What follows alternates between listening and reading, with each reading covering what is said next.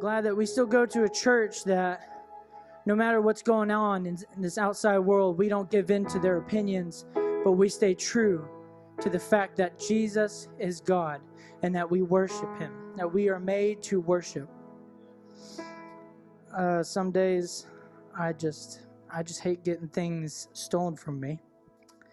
Kara came up here. She stole a couple of my stuff. I don't know if she read my stuff or what she was doing, but she stole some stuff from me, so that wasn't nice. Anyways, she wasn't kidding with her mistaking that yesterday was Wednesday. I was doing the dishes at work, and she comes in, and she's got a black dress on. She's like, and I'm talking to Morgan while doing the dishes, and she comes up to me. She's like, look at me. I have a black dress. My hair is done. It's not Wednesday. I was like, that really stinks. But it is a great joy coming to church on Wednesdays and Sundays, because there's nothing better than having that fellowship with the people of God, with God's children. To be able to fellowship with my family and friends in this, even though it doesn't matter the size of the church, it just having that fellowship and being with people is what really matters. So today, you can go ahead and put my title up. Today is a little bit of an odd message, but my message is called The Mule. So to start off, I want to start off in Acts 16, chapter 16, verse 25. We're going to talk a little bit. I'm going to be here and there with different stories in the Bible, and then the title of the mule will kick in later on in the message. But we're going to talk a little bit on Paul and Silas. So to give a little background, Paul and Silas traveled together in a city. They traveled to a city called Philippi. I think I said that right. Philippi, and found this woman who was a slave. This woman, she brought a lot of gain to her masters, and she was possessed with the spirit of divination, which is witchcraft and sorcery and such. And so Paul had prayed and demanded the spirit to be out of her. And within that same hour, that spirit had came out of her, and she was set free from it. But whenever the masters came by, the masters of the slave came by, and they realized that this woman had no more gain to them, that this woman was useless to them because she didn't have that spirit of divination in her. So whenever the masters came by, they had thrown him in jail. And so then that's where we skip down to verse 25. And we can see, and at midnight, Paul and Silas prayed and sang praises unto God, and the prisoners heard them. And suddenly there was a great earthquake, so that the foundations of the prison were shaken. And immediately all the doors were open, and everyone's bands were loosed.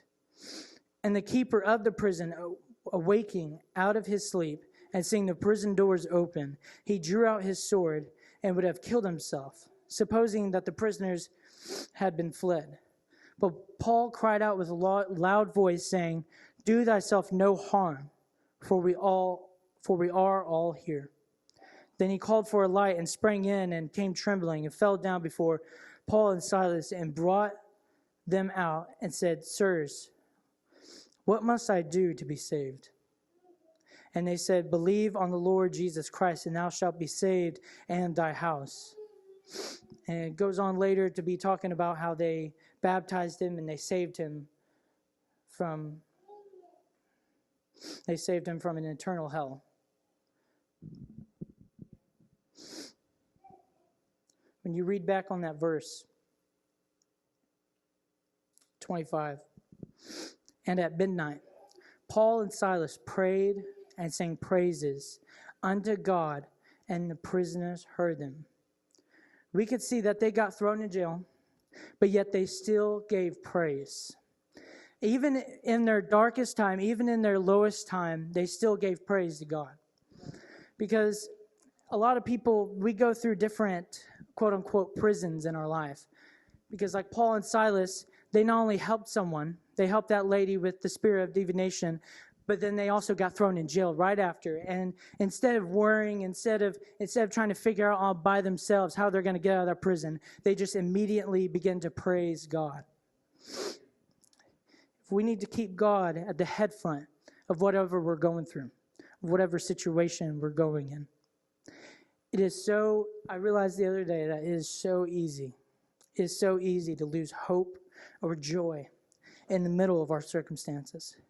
Because what happens is our attention immediately goes to the worry of the situation that we're in. Whether it's going through an illness in your family, whether it's even moving, your worry goes to whatever is being the downfall. Because what we need to do is we need to focus our attention and our trust in God than the worry and our downfall. It's really easy whenever we sin and we talk bad about that person behind their back, or we give into that line, we give into that sin, we give into those unpure thoughts. It's really easy to just beat yourself up about it. It's really easy just to say, I'm done with this, I can't do this anymore. It's so easy just to quit. But like Kara said not too long ago, if it was easy, everybody would be doing it. God didn't make it easy for us to get back up because he wants us to be able to have that effort to push towards him. So we can see that they were thrown in jail, that they prayed through their circumstance. We need to be like Paul and Silas.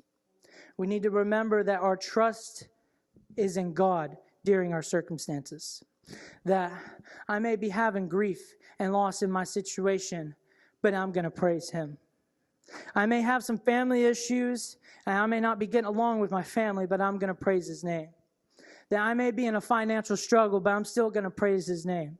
Because no matter the prison you are facing, we must stay true in our trust to God and give him praise. So with that story of Paul and Silas, you can see throughout that story and throughout the story of Paul overall in the Bible, you can see that there's a certain determination and perseverance that they had to get through that situation. You can see that they both helped that lady in the spirit of divination, as well as when they were stuck in prison. They still had that determination that God's on my side, so I'm going to keep trailing on. I'm going to keep pushing on. I'm going to keep living for God. I'm going to keep praising his name, even though I'm in a prison. So I just want you to remember that with the story of Paul and Silas, they had that certain determination, even when things were getting bad. So then I want to skip down to another story. This story is of David and Goliath. So most of us know the story of David and Goliath, but basically, the Philistines were about to go to war. And then there arose, I'm just paraphrasing, by the way, but there arose a giant named Goliath. He challenged the armies of Saul to a fight. He said in the Bible, "Let there be a man that come to me to fight." And whenever he said that, Saul and the armies got scared.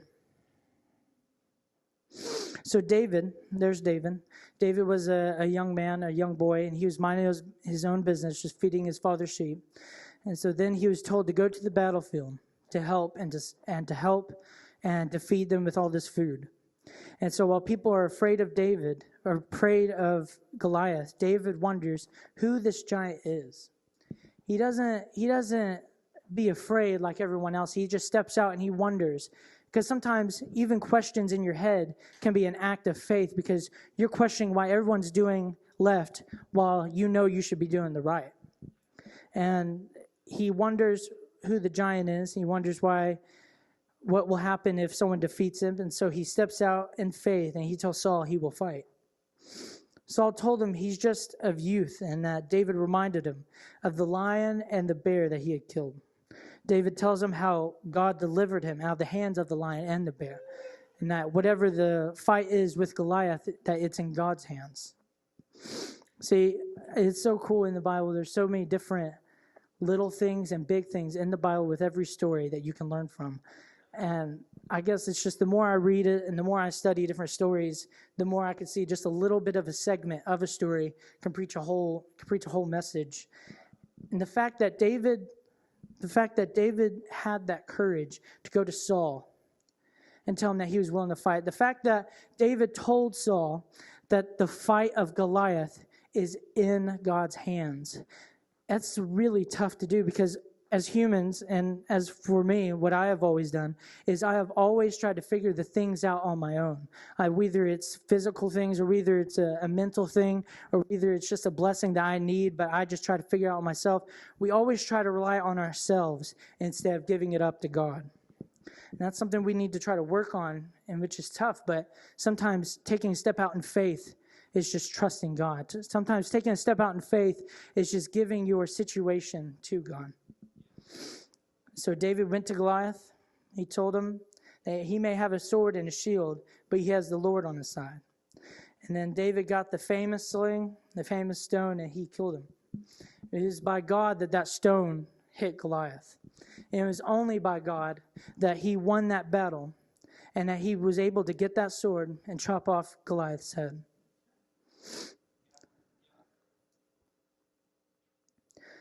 I don't know what everyone's dealing with today. I really don't. I could try to guess, but I'm probably going to be way off. Everyone deals with something in their life. Many people deal with depression, anxiety, and they hide it, and it'll come back. Because no matter what you're doing in your life, there's always going to be some type of wall to get over. There's always going to be some type of circumstance in your life that's going to hit you, no matter what. You could be winning $1 million, and then I told my dad the next day you could just be walking down the street and roll your ankle. It's just life. Life is going to hit you left and right. But the thing about with faith is that life may be able to hit you, but that faith is going to help you withstand that life that's going to hit you. We've all heard the thing with the Bible being your sword, sharper than any two-edged sword. Well, I'm telling you all that having that faith is going to be that bold and confidence that you may need to stand up against those things of the world. I had to learn all through high school, and I know I'm young, but I had to learn all through high school that it's very, very easy to give in into the things that everyone else is doing. We had kids vaping left and right behind the teacher. We had kids coming into school drunk. We had kids cussing all the time, and I was just around it. I couldn't help it. I'm in school. I couldn't help being around people like that, which is nothing wrong to them because they don't know what's right, but it's easy to get influenced. And sometimes I'm trying to explain to you all that sometimes taking a step out in faith is breaking that influence, is breaking that wall and being salt on the earth. Because I've heard a lot of people in different churches say, why are you hanging out with those people? Why are you associating with those people that do drugs or do alcohol or cuss or play bad video games or they're corrupted by their phone or they're addicted to pornography or they have all these things wrong with them? And I was talking to my sister and I was talking to other people and I was just saying, I was like, why not? I was like, why not can I go hang out with the people that don't know any better? Why can't I not hang out with the people that don't know that there's a God greater than their circumstances? Because it takes a step out in faith to be able to say, I'm going to try to be the salt. I'm going to try to be the different person so I make an influence on them. It's not always easy, but like Kara said, and like I'm going to say, it wasn't meant to be easy to be an influence. And it wasn't meant to be easy to be able to be salt on the earth and step out in faith. The thing about faith is it's really easy to say you have it, but not enforce it. It's really easy to say, I'm giving my trust into God. I'm giving my circumstance unto God. Oh, I believe in God. You can put it in your bio on Instagram. It won't matter. You can do any of that, but yet it'll still be a false faith if you don't have the belief. You have to believe and you have to declare it in order to have that faith. Because faith without belief is nothing. Faith without belief is just words. And those words mean nothing without believing. I'm trying to get y'all to know that with believing comes such a powerful thing. Whenever you know what you believe, then that's whenever that power starts to become more true and more bolder in you. Like I have faith in God that I can change someone that's different in the world. I have faith in myself through God that I can change someone's mind. I can change someone's perspective. I can be that salt on the earth, and I can have that faith like Goliath did, or not Goliath, like faith like David did, and step out. When you step out in faith, it's showing an act of trust in God. It's showing that the odds may look like failure, but through God, it's a victory. There is no failure in trusting in God. And there is no failure in having faith in God. And that's where people get really messed up, because in really bad situations, whatever you're going through, I say that a lot, whatever situation you're going through, but I'm being genuine. If you're going through depression, if you're going through anxiety or doubt, it's really, really easy to look at it as a failure.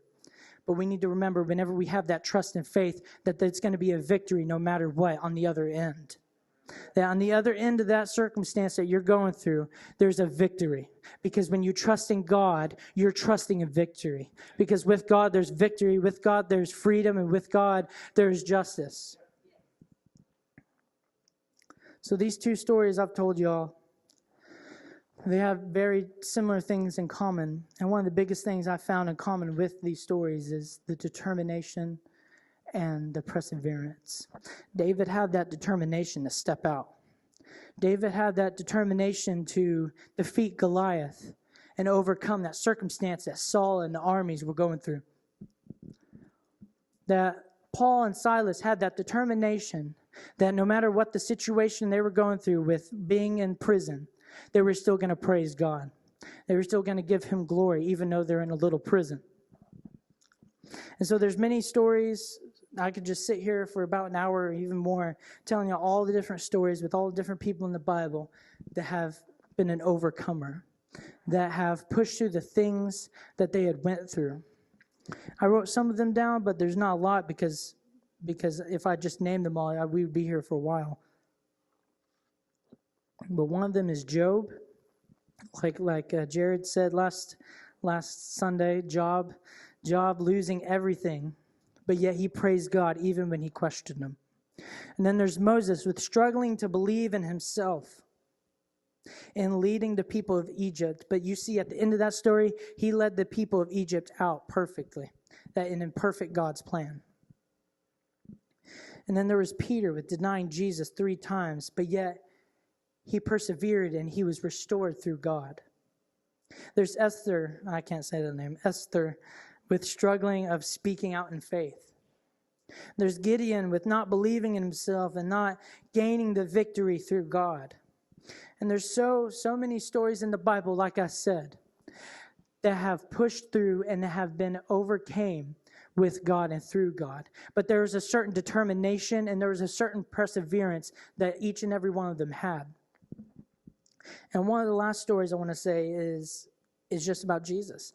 And really, I don't need to pull up anything because we all know one of the biggest stories ever, which is Jesus.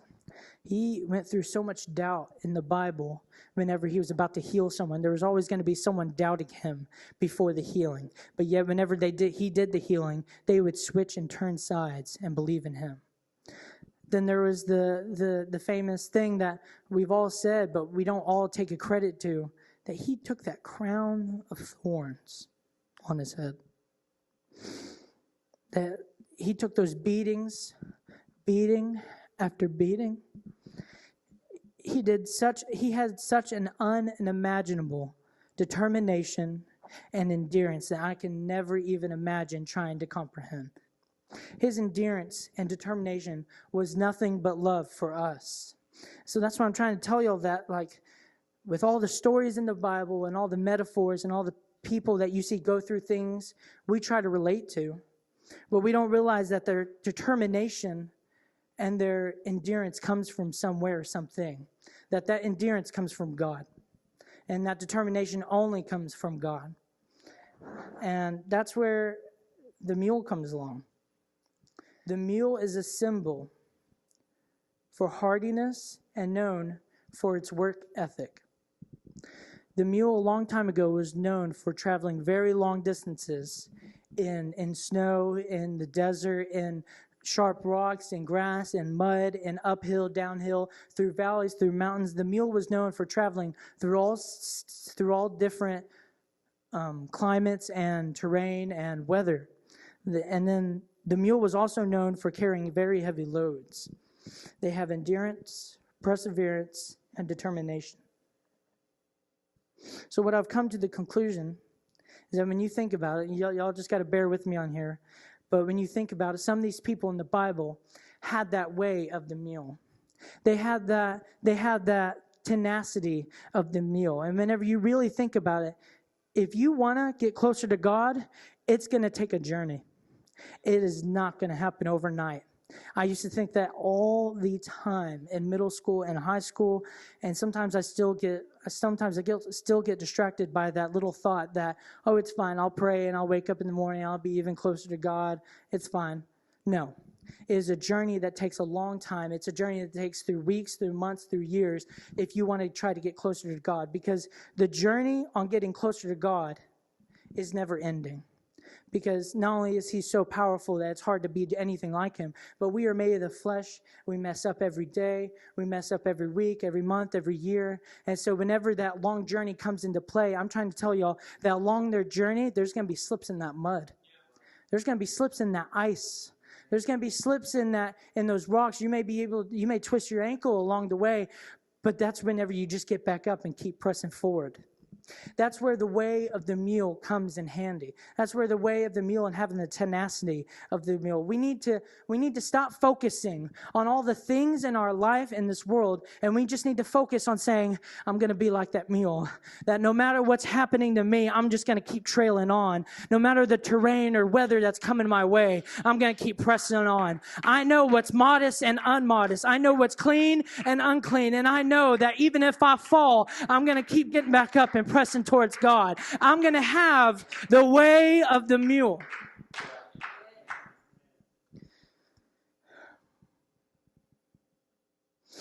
There's different things I could tell you on mules. I had to study the mule before I could even preach about it.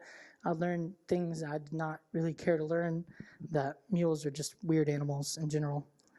And one of the things that you have to realize is that if you want to have the way of the mule, you need to imprint that decision in your mind so it doesn't just become a decision anymore, it becomes a habit.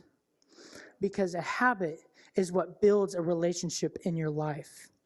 Whenever you're first talking to anyone, whenever you're trying to get close to anyone, you text them every day or you're trying to hang out with them, you're trying to learn more about them.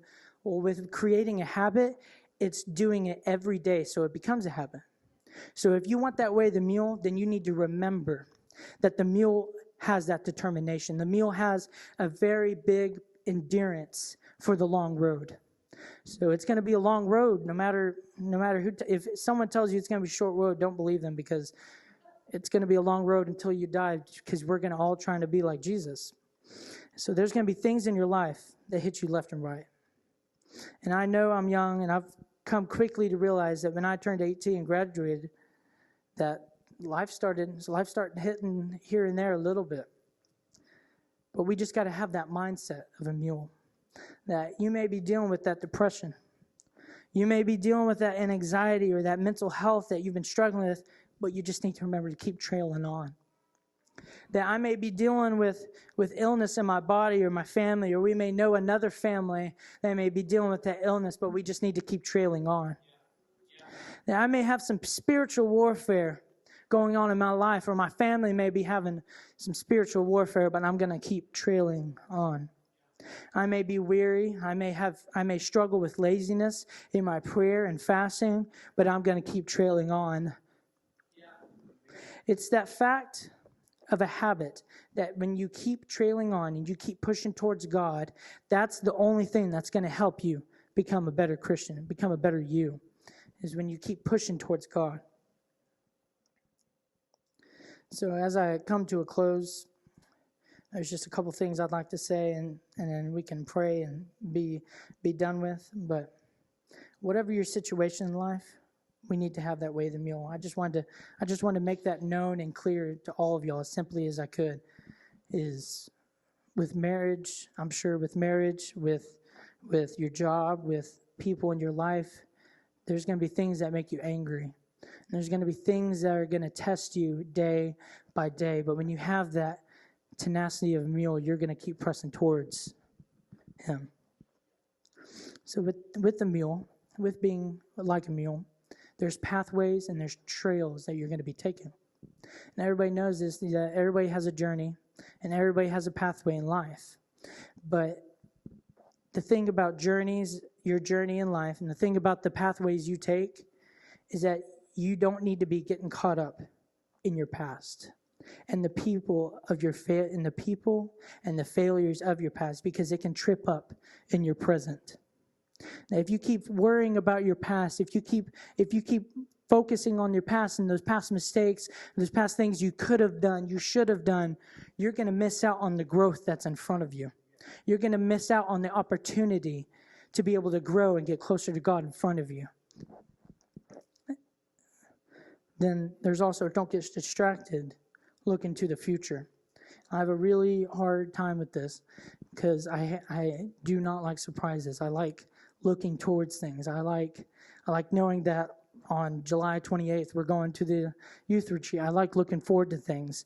But the things in the future, it's really easy to look towards to, because then you're going to miss your growth and blessings in the present. It's really easy to look towards the future or past, and then you're not going to be able to focus on your present because you're too caught up with what was and what is to come. And last but not least, one more thing I'd like to say is that every journey and every pathway you take and everything you do when you're having the way of the mule is that there's two different pathways in your life, and there's two different trails. And depending on a mule, if you're riding a mule, or if anyone's ever ridden a mule, that it's only going to go where the leader takes it. So whoever's leading the mule, that's where that mule is going to keep pressing on. So if we want the way of the mule and we want to get closer to God, we need to make sure that in our lives, the lead is God. That if we're going to have the way of the mule, then we're going to very much need to make known of who our lead is.